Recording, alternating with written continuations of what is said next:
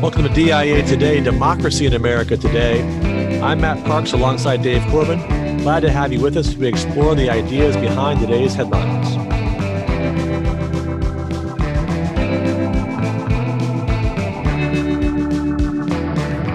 How's your week been, Dave? Great week. Kids back to school in person at Orange County Charter in Orange, California. Wow. Hillsdale School. They're excited. Worn out by 7:30 p.m. Every parent's dream. So, yeah. Yeah, right. Life's been good from Tuesday onward. All right. Very good. Very good. Well, last week we looked at the Supreme Court opening that was created by the death of Ruth Bader Ginsburg. And if you want a concise version of what we said, we actually published an essay that summarized our argument at the Federalist earlier this week. And we'll have the link to that in the show notes. Basically, we argued that there was plenty of time to complete the constitutional process of nomination, advice, and consent responsibly before the election takes place. Now we're recording on Friday, just hours after President Trump announced that he and the First Lady had tested positive for COVID-19. Also, Mike Lee, I saw, had as well over the course of the day.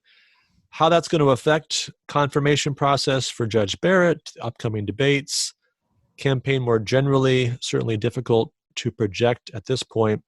We're not going to say much more about that, except to wish them and everyone else who's fighting the illness a speedy and full recovery. So our focus today is going to be on the state of our civic culture. And so let's go right to the headlines. Very interesting Politico article published yesterday as part of their October magazine. The piece is entitled, "Americans Increasingly Believe Violence is Justified If the Other Side Wins." 5 authors from the worlds of academia and think tanks, based on survey data from YouGov and the Voter Survey Group, looking at this over a several-year period of time, and then they've checked in earlier this summer and again very recently. Across parties, Democrat and Republican, about 1 in 3 partisans believe that violence could be justified to advance their party's political goals, which is substantially up over the last 3 years. And in the most recent survey, 44% of Republicans and 41% of Democrats say there would at least be a little justification for violence if the other party's nominee wins the election. In June, just 3 months ago, it was 35% of Republicans and 37% of Democrats. So as the election's drawing closer, the tensions are drawing higher, and we're getting to a point where almost half of the voting population is willing to at least see some justification for violence if their party loses. Now, if you drill down a little bit further and you look at those among Democrats who identify as very liberal, 26% said there would be a great deal of justification for violence if their candidate loses, compared to only 7% of those who call themselves simply liberal. So the very liberal, 26%, the liberal, 7%. On the Republican side, very conservative, 16% think there would be great deal of justification for violence if President Trump loses. And 7% of those that call themselves conservative more generally. Not only are we seeing that partisans on both sides are embracing the possibility of violence to a higher degree, but maybe not surprisingly, those at the ideological extremes of each party are especially willing to talk about violence and to talk about there being a great deal of justification for violence, which is to say, you're talking about the real possibility of at least endorsing it, if not participating in it, if that's what happens after the election. Now, the authors here, looking at this data and obviously concerned by it, suggest 2 things. Number one, that it's the primary responsibility of political leaders at all levels to lower the temperature here, that their followers will follow the tone that they set. And so they need, in the opinion of the authors here, especially to emphasize 2 things. Number one, that voters should freely decide who rules, and that, in other words, shouldn't be under the threat of violence. And secondly, that all valid votes should be counted toward that decision. Those are the 2 principles they would like to see both Joe Biden and Donald Trump emphasize in speaking to their supporters. And then secondly, they propose that Congress immediately appoint an independent bipartisan commission that would have elder statesmen of each party and maybe some others that were identified with either party who could make the same point. Sounds like a solution drawn up by social scientists for an MMA match. Bipartisan commission, no? I love blue ribbon commissions, yes. They didn't even mention the blue ribbon, but of course that would have to come with it, I suppose. They've worked for 2,500 years. I think the numbers are interesting and somewhat scary, but whenever I see these numbers, the question that I always have is, why is there the splinter that there is, and can you somehow, in understanding the differences of opinion and draw those out, give some awareness to the difference that makes you not want to think that every difference in opinion you have, I should say, is a difference of principle, as Jefferson famously said. So the essay that I read just this morning in prepping for the show and this theme, a great essay written by Colleen Sheehan in The American Mind, a great website that is covering this fiercely. She writes about these she calls it converging hurricanes, and what happens when you have two powerful storms that are heading for each other. And she says that you get something called the Fujiwara effect, where you either have two storms merge into one, or one of the two storms runs out of energy and fuels the other. Doesn't look like we're going to have a merging of the two parties anytime soon. So Professor Sheehan argues that it's probably going to be the one petering out and giving energy to the other. But what are these two storms is what I'm trying to get at here, Matt. So Sheehan writes, why is America so deeply splintered, and why do the two groups harbor such profound distrust and intense enmity for each other? What is this internecine quarrel fundamentally about, and why for both sides are the stakes so high and the costs so dear? To my mind, the dispute is about what it means to be an American. It is about the values that anchor the American ethos. One side views the purpose of America as expressed in the maxims that have guided the nation since its birth, summarized in the principles of the Declaration of Independence and the Constitution. According to this perspective, all human beings are created equal, and the aim of government is to secure the equal natural and civil rights of its citizens. From this vantage point, government is limited in scope, acting the part of an impartial umpire, as the American people participate in the experiment in self-government.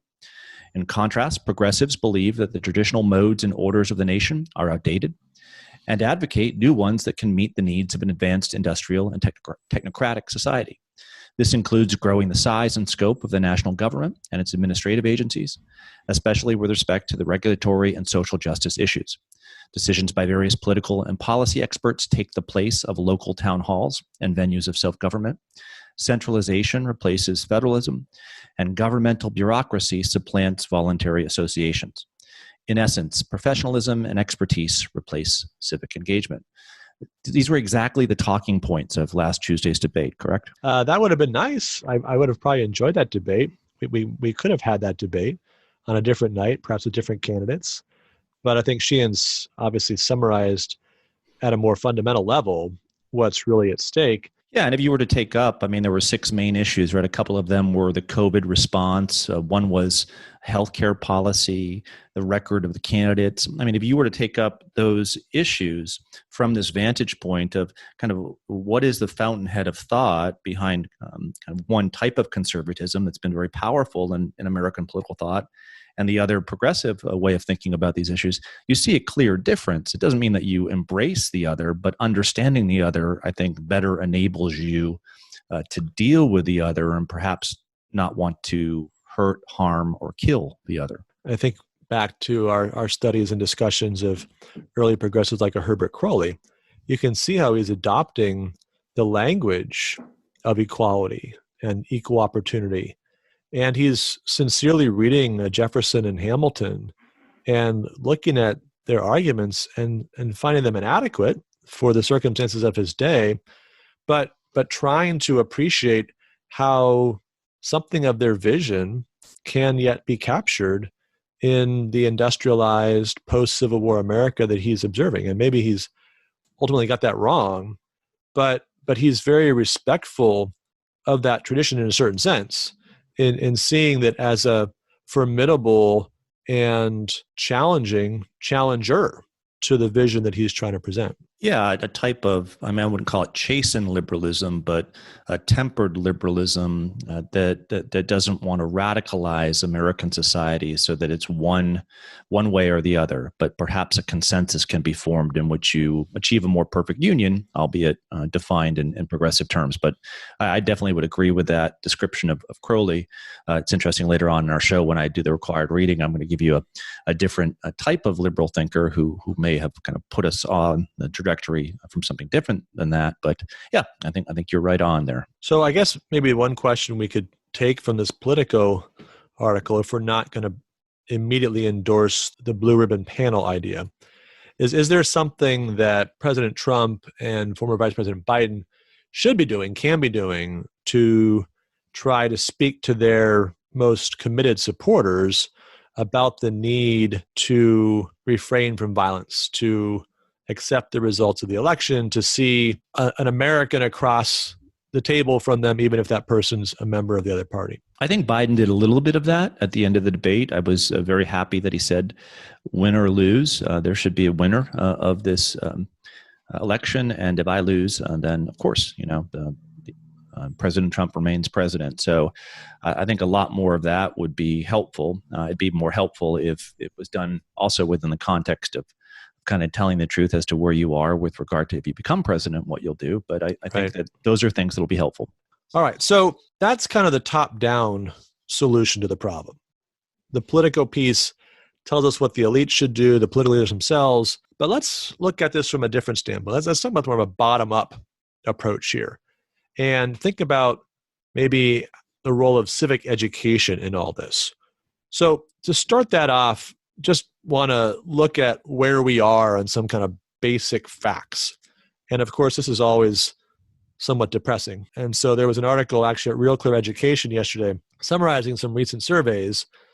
According to the Annenberg Civics Knowledge Study just last year, about 39% of Americans could name all three branches of government. 3 years ago, more than a third surveyed could not name any of the rights protected by the First Amendment. More recently, 2020 survey by the American Bar Association, only 36% knew what the Constitution said was the supreme law of the land, which of course is the Constitution, laws pursuant to it, and the treaties that are made under the Constitution. Probably all you had to say was Constitution, and that was probably kind of correct. And yet it was only 36% that was able to identify that. One more survey, American Council of Trustees and Alumni, 63% didn't know the term lengths of U.S. senators and representatives. Now, we teach politics, and so you can find these kind of numbers depressing. There's sort of facts that you wish every fifth grader knew, much less every voter. And certainly when you get to college level, you hope that some of these things are well understood by your students. But on the other hand, they are just facts. So what do we make of this? Why would this be significant or concerning? Yeah, because I don't think it's about process. I don't think it's about facts. I don't think it's about identifying major characteristics of our institutions. I think what these surveys show is the disconnect between our everyday existence and our tie to the body politic that is going to be somewhat essential for the world that we live in 10, 20, 30 years down the road. Why are these things important? Why is it important to understand the difference between a variant of conservatism that looks back to the founding and progressivism? Why is it important to be able to apply those to the issues of the day? Because I think what that speaks to is your ability to think through at a level what you think is just, what you think is the best way of life that you'll apply in your own life and the choices that you make, and in your responsibilities that you have to others and your associations with others. So I think it speaks to the lack of association and communion within the body politic itself, an atomism that is there, an individualism unto kind of I'm going to do what I'm going to do, live my private existence, The heck with the public square. And I think that's problematic. And I think a lot of what we're trying to do, I don't know about you, Matt, but a lot of what I'm trying to do when I teach a class like American Civilization and Culture, I'm not trying to teach kids to ace this test. I'm teaching these kids how to think of themselves as part of a continuum that's important, a historical continuum, a regime continuum in which the choices they make intellectually and morally will have a great consequence on their private existences and their public lives. Right. There's the big picture of politics. What are we really after? Ultimately, capital J justice. I guess one of the things I think about when I see these survey results, and again, these are just bare facts in a certain sense, but they're also indicative perhaps of problems that arise by not understanding our system, where we become frustrated by some of its features. One of the things that's often complained about is, well, we just can't get anything done. And there's gridlock, and there's and of course there are reasons for that go beyond the constitutional structure and might be very valid causes for complaint. But if we expect the president to be able to fix every problem, despite the fact that that's not actually the office constitutionally of the president, or we don't know about the limits on government power that are embedded in the Bill of Rights, not only are we not prepared to invoke those when we need to, but we're not able to appreciate why the thing that we think urgently must be done may not in fact be able to be done because we've already committed ourselves as a polity towards some different course. So I think one of the things that would help to lower the temperature in our politics just a little bit would be a deeper appreciation, not just of the particular facts and details, but of the story of the system itself, to understand the regime at a level where you appreciate the vision embedded in it. What is this republic all about? And that would maybe inculcate some modesty, some patience, some restraint with respect to my expectations that I can immediately demand that this government do what I want and solve my problem and fix this situation that to me is so urgent, and yet to many of my fellow Americans may not be urgent at all, or in fact, maybe something that they embrace and that they're pleased with and excited about. This is why I was so impressed with the first 10 minutes of the presidential debate, where President Trump rightly said, it was an election. You didn't elect me for 3 years, it's 4 years. Now, the quiz is a presidential term 4 or 3 years? That's not what matters. It's that when you elect someone to office, they hold that office from the moment they're sworn in to the moment they hand it off to someone else. And so that's a principle, right, of action that applies to the Supreme Court nomination and all the rest. But that's what we're after here, and that gets blurred in this type of environment. Right. So let's connect this to another data point. Gallup reported earlier this week the highest overall support for one-party government, which they'd ever gotten in their survey. So 52% of Republicans and 43% of Democrats want the Congress and the presidency in the same hands. Now, only 32% of independents agree. So independents, not surprisingly, have a tendency to be less partisan and therefore perhaps prefer divided government. Only 17% of Republicans want divided government. 27% say they're indifferent. Democrats, 23% are okay with divided government, prefer that, and 30% are indifferent. And so I think, again, what we're seeing here is a story where you put all this together, and Americans seem increasingly likely to want to cut out the obstacles to getting what they want, and increasingly unlikely to see those obstacles as legitimate. And there are corollaries in our individual behavior, social and otherwise, to this kind of desire for unified government. We want unified conversations where the only people that we talk to online are those who agree with us. Right. Unified dinner parties, unified Thanksgivings, unified families, where no level of disagreement is allowed, or if you come over to someone's house who disagrees with you, you're worried that it's just going to turn into some great uprising. So, yeah, I think that's a tragedy. Not that you wouldn't want past the things that you want to pass by having individuals who you believe in office, but that you can't even imagine a world where people different than you hold some power or an ability to speak. So if we think about this as a problem of education, and again, we're talking about this deep level of education, not just in the facts, but in the overall understanding of the regime, how do we move forward? How do we improve this? Well, unfortunately, the American Academy is not helping. So RealClearEducation, another branch of the very helpful RealClear network, just released their college free speech rankings. And in the accompanying article, they note that the survey of 20,000, almost 20,000 students at 55 schools, mostly big state research universities or Ivy League equivalent type of schools. And of those 20,000, almost 20% of students say that using violence to stop an unwanted speech or event is in some cases acceptable. And among Ivy Leaguers, 36% said it was always or sometimes acceptable to shout down a speaker one doesn't like, 36%. Now, on the other side, they said the second problem they found was a problem of self-censorship, where 60% of college students say they've kept quiet due to a fear of how others would respond, and that's 72% when you focus on conservative students. And so they ranked these schools, not surprising, at the top of the list, the best with respect to free speech was the University of Chicago. If you know anything about their history and more recent history, where they put out a statement a few years ago that's become known as the Chicago Statement that lays out a vision for academic freedom. There's really two parts to it. Number one, a commitment to open debate. And the fact that you're offended isn't enough to shut that debate down, even if there's a consensus within the community that something is offensive. That's not enough to justify shutting the debate down.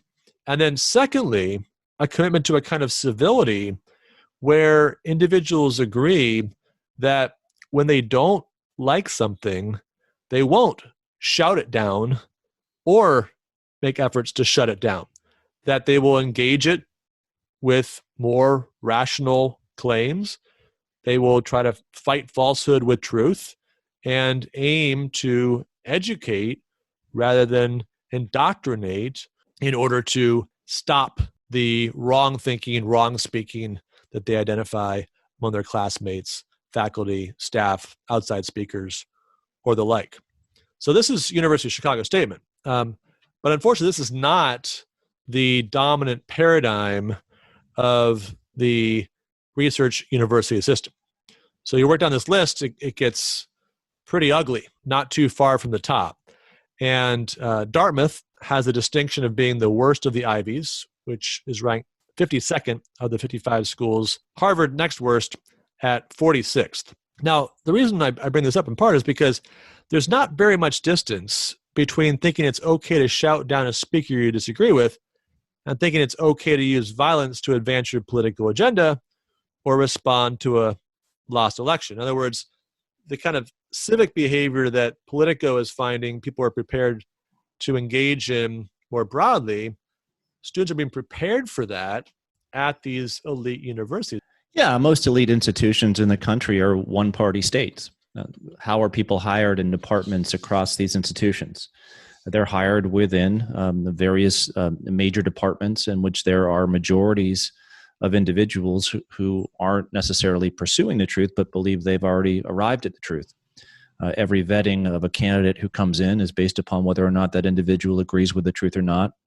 There's a type of violence that goes on and not even considering difference of opinion right at the front end of that process. So you end up with an academy that is 95% progressive and democratic and may have a few outliers who censor themselves or live in a somewhat of a secret world with those students who may in a class or two of their 40 get a difference of opinion. Really a great place to groom the next set of leaders of strategic institutions. Yeah, right. Let's transition now to our required reading, Dave, and try to think about where this has all come from. And you've got some readings for us to take us back some decades that might give us some perspective on how we got to where we are in 2020. Yeah, my two required readings for this week are both books from 1955. Lewis Hartz, who was a Harvard politics professor, wrote a book called The Liberal Tradition in America, and the famous, probably most famous 20th century American journalist Walter Lippmann wrote a book the same year titled The Public Philosophy. So we're going back 65 years, which I think is a good thing to do. We could probably, as you see, go back even further than that. But I think these two books give us a good view as to what's taking place in the academy and what is offered as to what might be a future crisis in American society and political thought. And I want to quickly, before I get into these two pieces, mention once again Professor Sheehan's essay, because she talks about these two hurricanes that are converging and their intersection and what will happen. But much like the theme of this show, right, the ideas behind the headlines, she writes, the current political standoff did not just happen overnight, and it is not merely a partisan or petty squabble. It is, at bottom, a philosophical disagreement that can be traced back to the battle between the Enlightenment and German idealism, or to name names, between Locke, Jefferson, and Madison on the one hand, and Darwin, Hegel, and Marx on the other. So Professor Sheehan, realizing that this is kind of an age-old battle here, I think leads us nicely into the first reading from Lewis Hartz, titled The Liberal Tradition in America. Now, in the first chapter of this book, titled The Concept of a Liberal Society, Hartz bemoans the conformist spirit that he says defines American politics in the 1950s, and that he believes inoculates it from true revolutionary reform, from fulfilling the meaning of kind of the modern project of democratic revolutionary. So when I always teach Hartz, I always suggest, okay, what is he saying about American society? And who is he blaming for the state of American society? And you're trying to teach your students who are living in 2020 to kind of go back to the middle 1950s. And the best way to do that is kind of to reference films like Pleasantville, or comedies like The Andy Griffith Show, where in Mayberry, North Carolina, everyone does the same thing, believes the same thing, has the same set of values, etc. And Hartz, writing in the middle of this, well, asks kind of why. Why is America so conformist? Why does it agree to this consensus? Why is everyone why is everyone bought into the "I like Ike" America of the 1950s? And the answer that Hartz gives is America has always been conformist, because America has always, whether it knew it or not, conformed to a consensus that was put forth by John Locke. John Locke here, the 17th century political philosopher, who very much defines the best life in terms of our possession of reason, that thereby allows us to labor in nature and to acquire property. And life is that acquisition of property, of an ability to consume, whereby the more productive we are, the more means we have to consume, and it's just that regular cycle of life, of production and consumption, that allows us to live under a low horizon, but a more peaceful horizon than that which was present in an earlier theological age in which there were grand disputes. Hartz writes in this chapter that there has never been a liberal movement or a real liberal party in America. We have only had the American way of life, a nationalist articulation of Locke, which usually does not know that Locke himself was involved. This kind of clueless agreement to the Lockean theory on how we ought to live, that's been very much produced by our leaders, who ironically, we began this whole segment talking about the division, who ironically are unified around this consensus. So here in this book, he's critical of progressives, because he says progressives have bought into this kind of bourgeois Lockean notion as well. And why can't we crack this Lockean nut and open this country up to true revolutionary change? So oddly enough, 65 years ago, we have academics suggesting that's what's wrong with America is not that why can't we all get along, but why do we get along too well on a Lockean basis? So where's Hartz, who wants a revolution?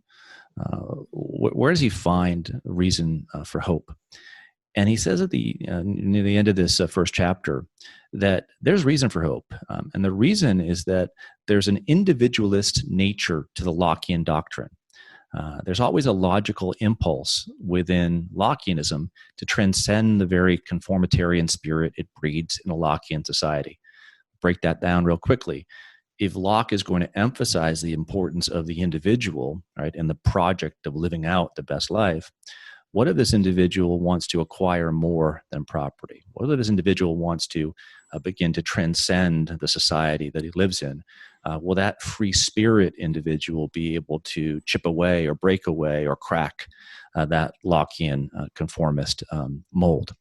And here Hartz says, if that individual is to do so, and I would say this is his concluding battle cry in that first chapter, instead of recapturing our past, we have to transcend it. As for a child who is leaving adolescence, there's no going home again for America. So here, that language, right, that we've got to move forward, don't look backward, transcend the past, its norms, its customs, etc. That's the project to move us forward in a true revolutionary spirit. Well, it's an interesting time in the 1950s because you've got someone like a Hartz who's describing this conformity and yet sees the possibility of pushing past it. You've got others who seem to think, no, that's just as far as the eye can see, that's what we're going to have. We've reached an age of the end of ideology, as Daniel Bell argues. And so the kind of old debates that used to fire our politics are over. We've kind of made our peace with the New Deal liberalism. Even conservatives are more or less accepted that. And there's kind of this new consensus that seems to have emerged that seems settled. And of course, we know that within a decade, we're in the 60s. Obviously, in 5 years, we're in the 60s chronologically, but the 60s, as we think of them, really begin about 65, 66, as you move into Vietnam and the campuses begin to radicalize, and all that is just a decade or so away, as Hartz is writing. And I think Hartz here is actually a pretty accurate prophet in thinking about the mechanism that might lead a Lockean America into a post-Lockean future. Agreed. So we've talked before in this show about the two main impulses behind American political movement in the 20th century being progressivism on the one hand and individualism on the other.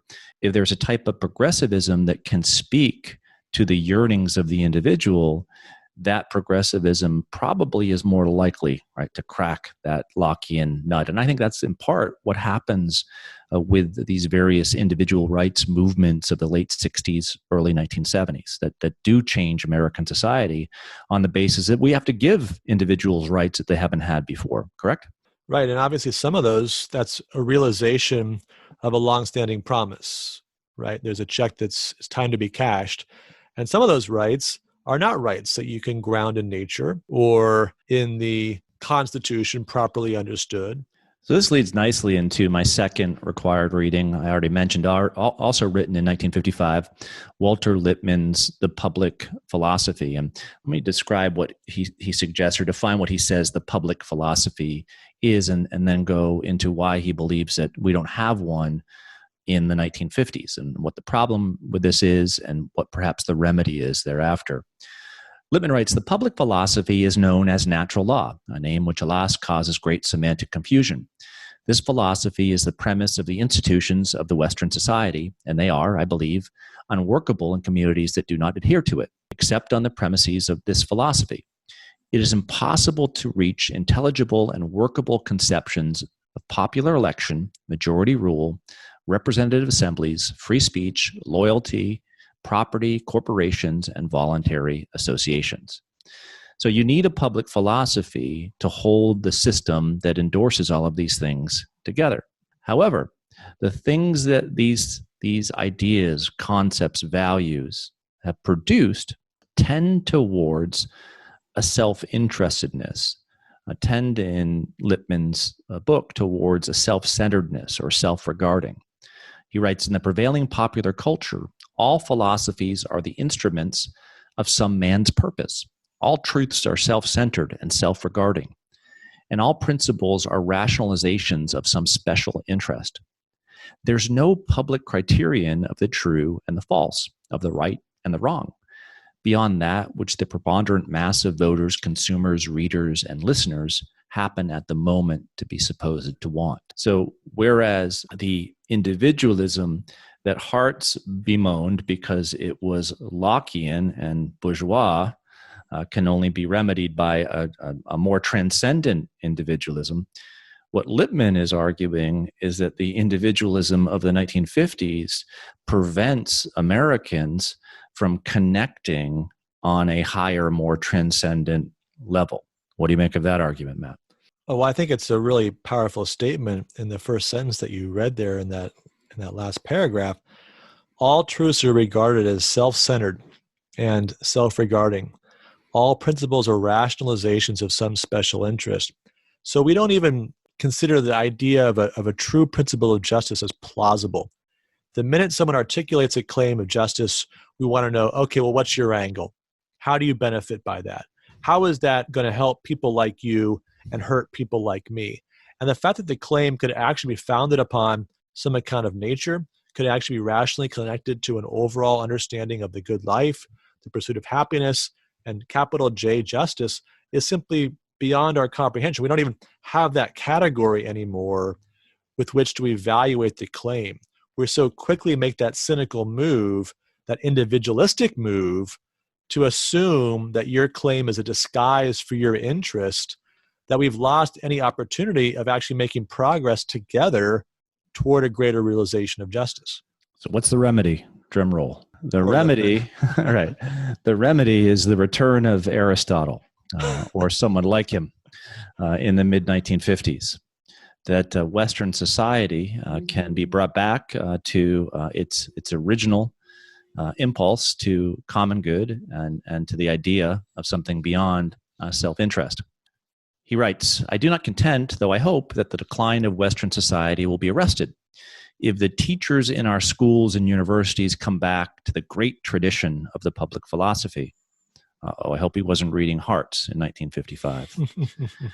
But I do contend that the decline, which is already far advanced, cannot be arrested if the prevailing philosophers oppose this restoration and revival. So he knows that there could be some Hartzes out there if they impugn rather than support the validity of an order which is superior to the values that Sartre tells each man, quote, to invent, end quote.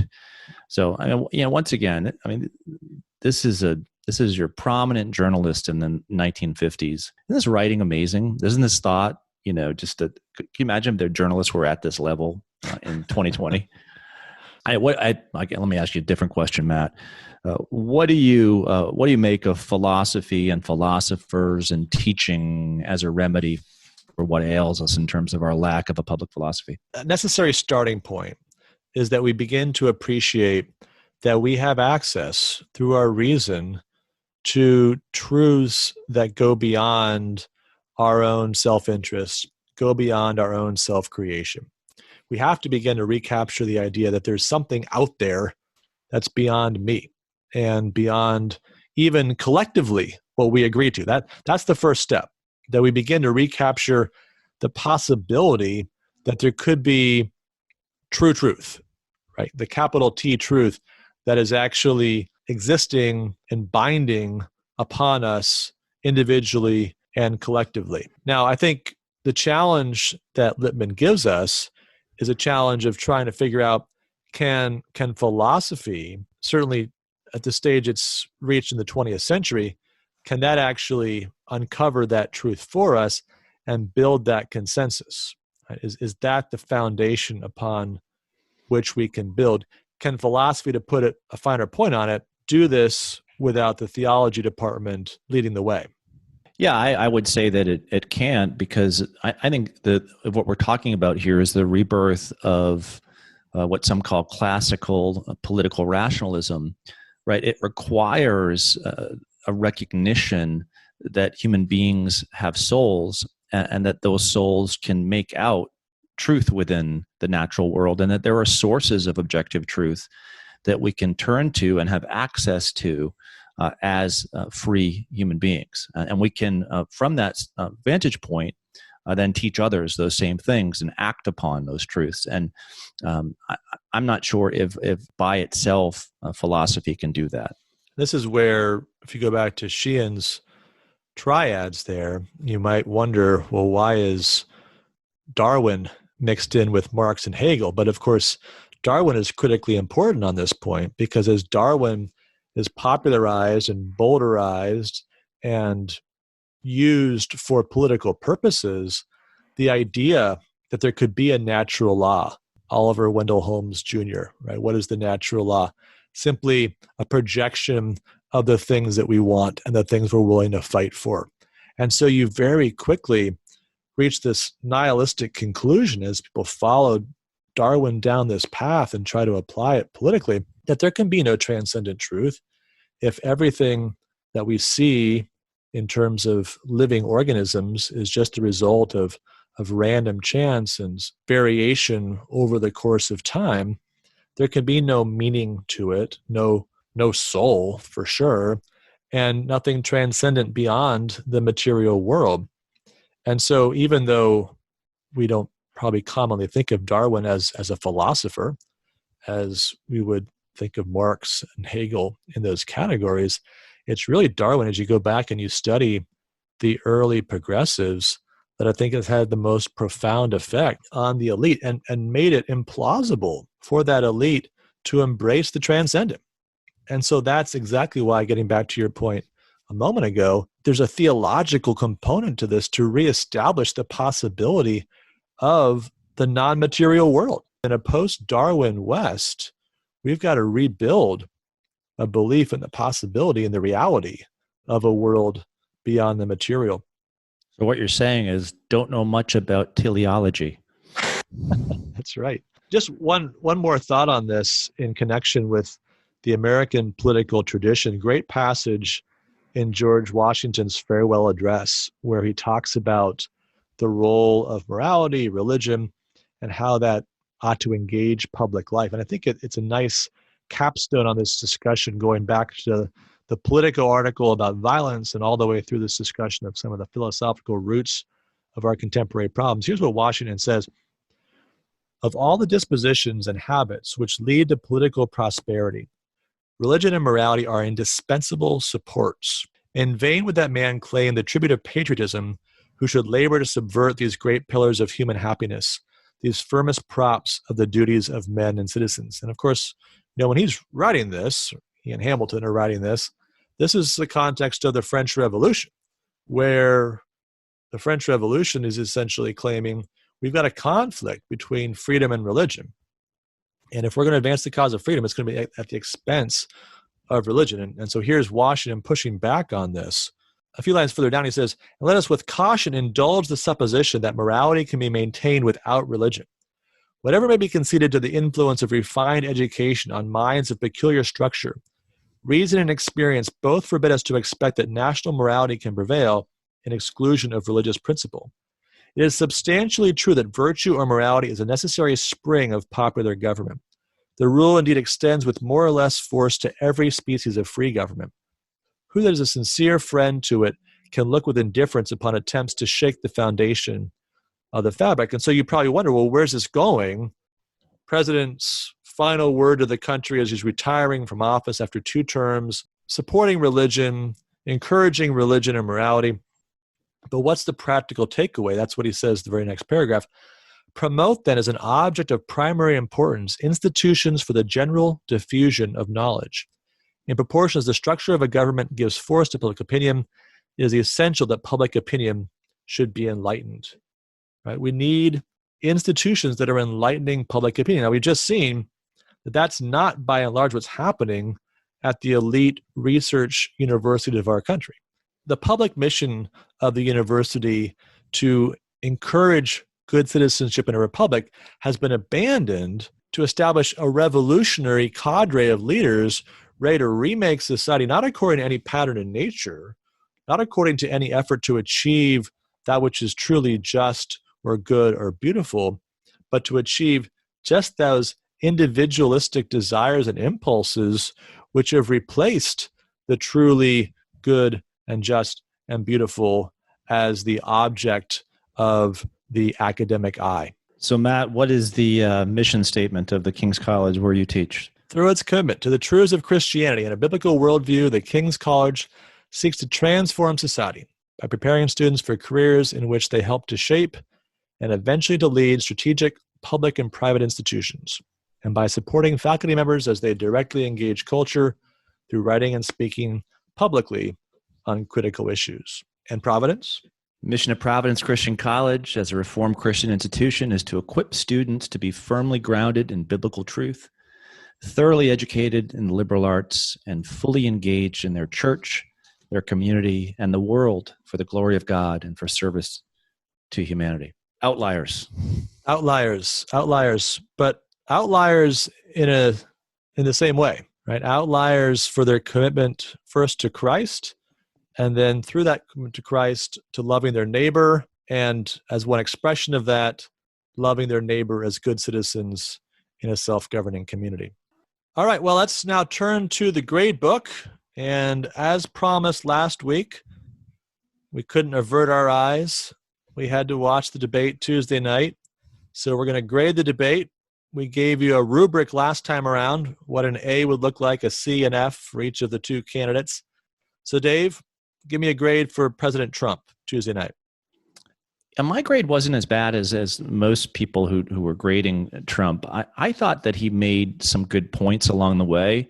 I wish he would have done his homework better. That's just not the type of person he is, or debate preparation person that he is.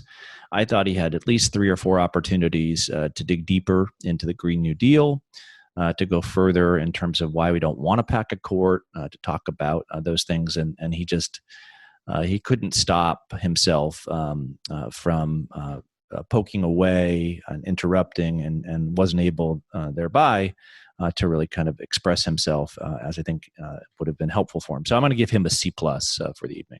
Okay, I'm going to give him a C-. I think there were some real opportunities, as you said, on Green New Deal, court packing, on the shutdowns, the difference between his approach, COVID, and Vice President Biden's. He seemed like whenever Chris Wallace might have been inclined to press Biden, he would interrupt so much that Wallace had to redirect back to Trump just to beg him to let Biden answer the question. I thought that Biden, really anticipating maybe the second part of this, but was a little bit shaky, and that had Donald Trump backed off a little bit more, he might have accomplished more for his own political purposes than he did by being so aggressive over and over again over the course of the night. Yeah, I think I'd give by compare Trump to Biden, I think I'd give Biden a B-, because what Biden was able to do is he was able to make it to the end of the debate. I've already mentioned, I thought that his line that if he loses was very good. It was probably the most positive thing said all evening by both candidates. I do think he was scripted. I do think that one thing that you'd want more of is perhaps more of a freewheeling Biden, or you'd feel more confident about him if he was more freewheeling. But that's just not how he's going to move forward. He is very much a candidate of handlers, and the fact that he stood up 90 minutes and survived, handlers had prepared him well. A B- performance. Yeah, I give him the same grade.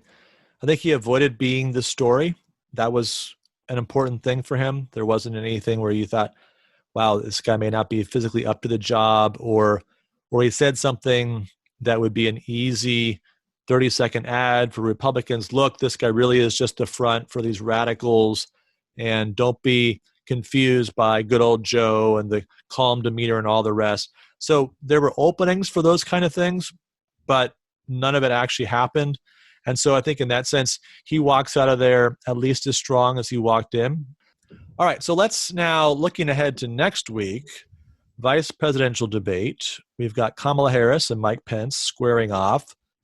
And just for their sake, just to be fair like we did last time, let's lay down a few markers as we anticipate grading them next week.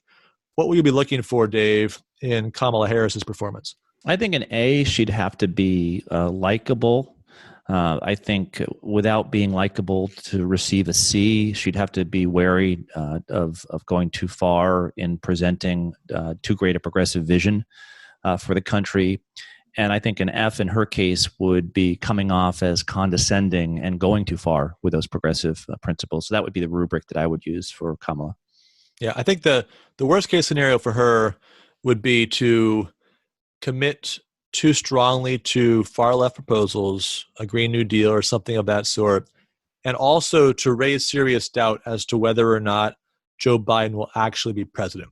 And in some ways, to sort of assert her vision in a way that seems like everyone says, okay, so we really know as she herself has said a couple of times, perhaps accidentally, perhaps not, this will be a Harris-Biden administration. If it really seems plausible and she's staked out some far left ground, that I think is the kind of thing possibly that could move the polls. A C, fine. There's nothing especially remarkable.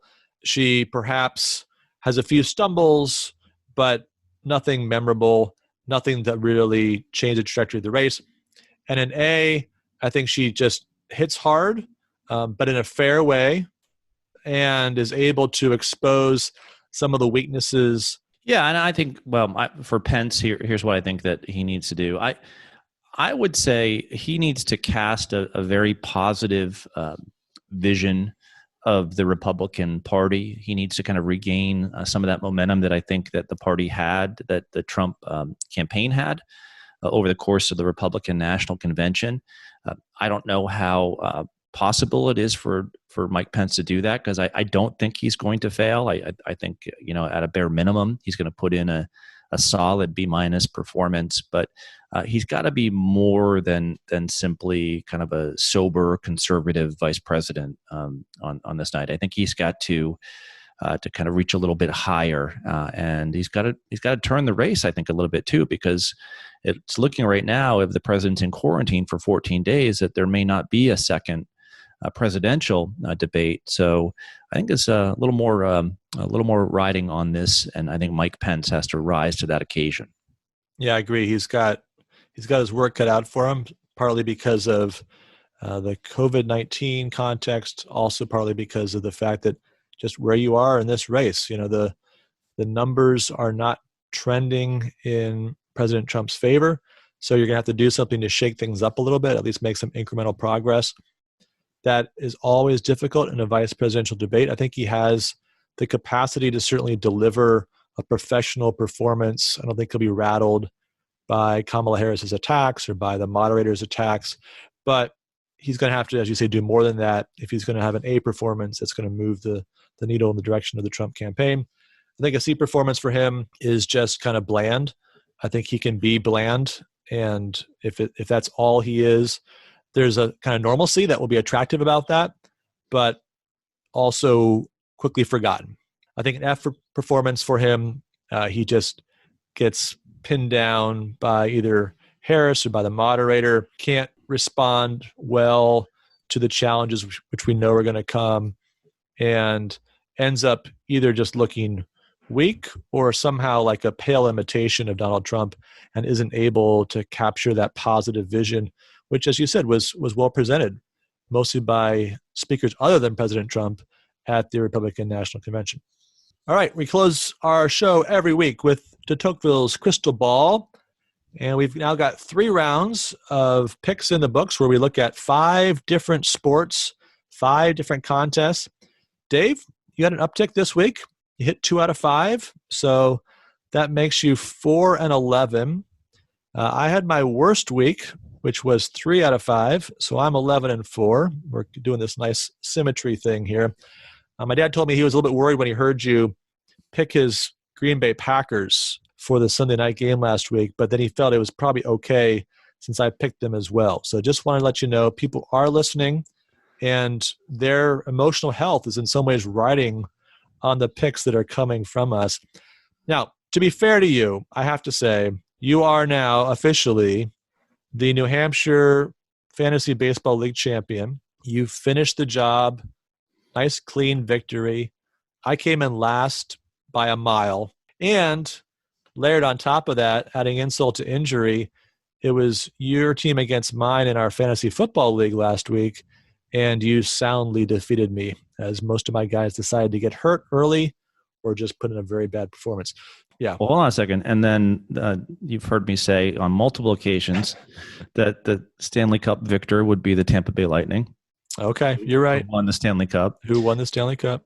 And I also said that the Houston Astros will win the World Series, and they upset the Minnesota Twins, who were a great team at home. They're one of 8 teams who could still win.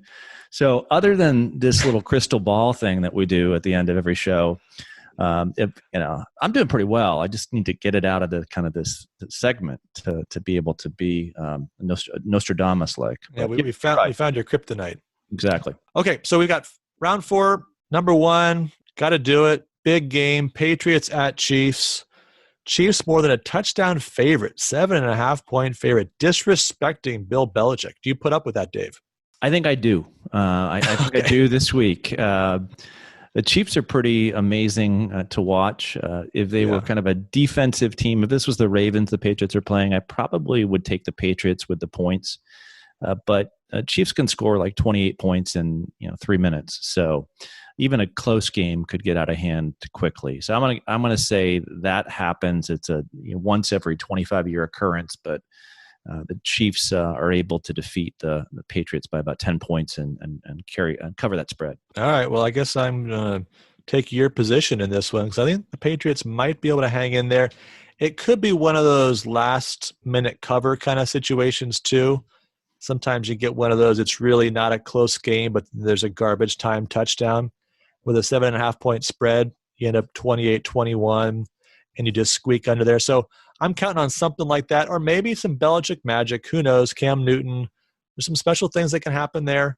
The defense is not as strong as I would have liked to see after the performance against Russell Wilson. That was a little bit concerning. So it's very possible Mahomes just lights them up, but maybe not. So I'm going to take the Patriots in this one. Well, here's my one-side prediction. So just as kind of a defensive strategy, I'm going to predict that Belichick has some sort of defensive formation where he has 8 people in the defensive backfield and like 3 linemen the whole game. So he'll invent his own defense for this game. That's my guess. That sounds right.